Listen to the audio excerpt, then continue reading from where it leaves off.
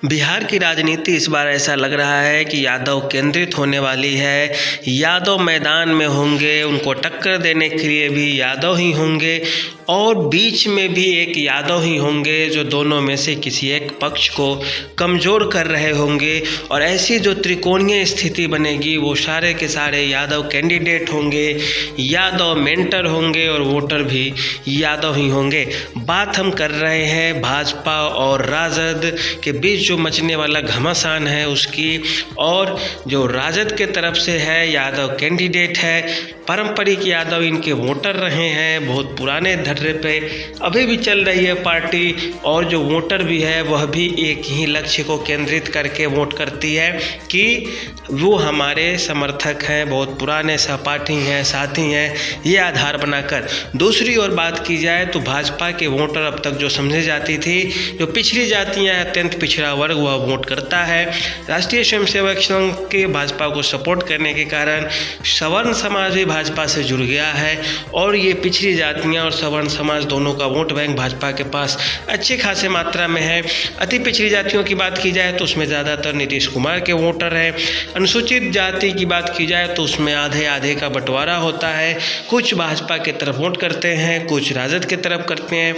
और जो अब मामला फंस रहा है वह यादव का फंस रहा है। यादव समाज किस तरह से होगा, तो इसमें जो है 3 खेल होने जा रहा है, 3 तरफ से खेल होगा।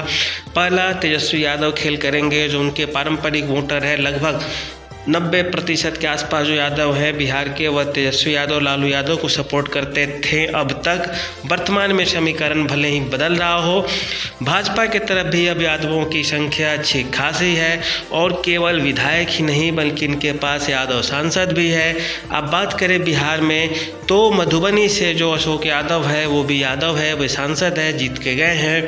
इसके अलावा बात की जाए तो राम कृपाल यादव भी यादव चेहरा हैं और अच्छे खासे राजनेता के रूप में उभरते जा रहे हैं बिहार में। नित्यानंद राय की बात की जाए वो भी यादव है। तो इस तरह से देखें तो आप 3 यादव बिहार से जो बड़े चेहरे हैं भाजपा ने रखे हैं सबके सामने। इसके अलावा एक मुख्यमंत्री मध्य प्रदेश के मोहन यादव, वो भी यादव है और बिहार में उनका दौरा बढ़ता जा रहा है। और सारे चीज़ों का जो गढ़ है वह 14% इनकी आबादी है और इसी को आधार बनाकर सारे पार्टियों की जो नज़र है वह इनके ऊपर बनी हुई है। और बीच में एक पप्पू यादव भी आते हैं और पप्पू यादव का मिथिलांचल के बेल्ट में अच्छी खासी पकड़ है और वही यादवों का गढ़ भी माना जाता है जहां से वे चुनाव को प्रभावित कर सकते, क्योंकि बाकी जगहों पे उनकी प्रतिशत आबादी में उतनी नहीं है कि वे एक निर्णायक मत या निर्णायक फैसला को प्रभावित कर सके, अपनी ओर आकर्षित कर सके। अब यदि सीमांचल क्षेत्र में पप्पू यादव एक्टिव होते हैं तो नुकसान हो जाएगा किसे, तो तेजस्वी यादव को नुकसान हो जाएगा। दूसरी बात, तेजस्वी यादव इसका समाधान करने की कोशिश भी करें तो भी मुश्किल होने वाला है, क्योंकि यदि पप्पू यादव राजद में आते हैं तो पप्पू यादव का कद राजद में यदि तेजस्वी यादव से आगे चला गया तो फिर तेजस्वी के भविष्य के लिए खतरा हो जाएगा। राजद में यह समस्या बनती है पप्पू यादव को लेकर। पप्पू यादव की दूसरी समस्या, यदि भाजपा की तरफ आते हैं तो उनका जो अपना वोट है व्यक्तिगत वह खत्म हो जाएगा और कैडर वोट से भी उनकी राजनीति नहीं चल पाएगी चाहकर भी, और चलने भी लगेगी तो उनका नुकसान ज़्यादा हो जाएगा व्यक्तिगत रूप से। अब ऐसी स्थिति में यादवों का अगर कुछ प्रतिशत भाग भी यदि भाजपा की ओर कटता है तो भाजपा बहुत फायदे में रहेगी और नुकसान में कौन हो जाएगा, तो तेजस्वी यादव हो जाएंगे, राजद हो जाएगी नुकसान में। दूसरी बात, पप्पू यादव यदि ज़्यादा एक्टिव होते हैं, ज़्यादा वोट अपनी ओर खींचते हैं, उससे नुकसान किसे होगा, तो उससे सीधे सीधे तेजस्वी यादव को नुकसान होगा। फ़ायदा किससे हो जाएगा, तो भाजपा को हो जाएगा फ़ायदा। तीसरी बात है कि जो मोहन यादव है यदि बिहार में एक्टिव होते हैं, मुख्यमंत्री के चेहरा है, अच्छे खासा चरित्र वाले हैं, बेदाग छवि है और श्री कृष्णा को लेकर वे ज़्यादा एग्रेसिव आक्रामक दिखते हैं।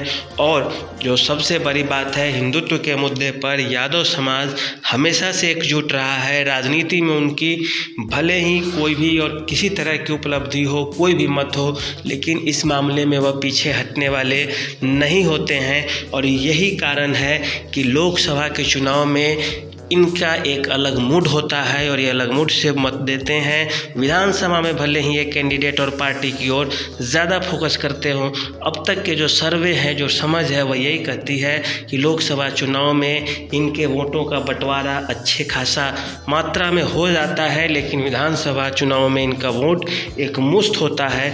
अब देखिए, जब त्रिकोणीय मामला बन गया है तो ऐसे में किस तरफ वोटों का झुकाव ज़्यादा होगा, किस तरफ कम।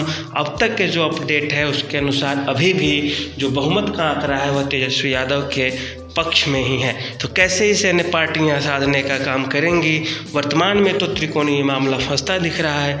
आगे क्या होगा यह कोई नहीं बता सकता। आज के लिए इतना ही, धन्यवाद।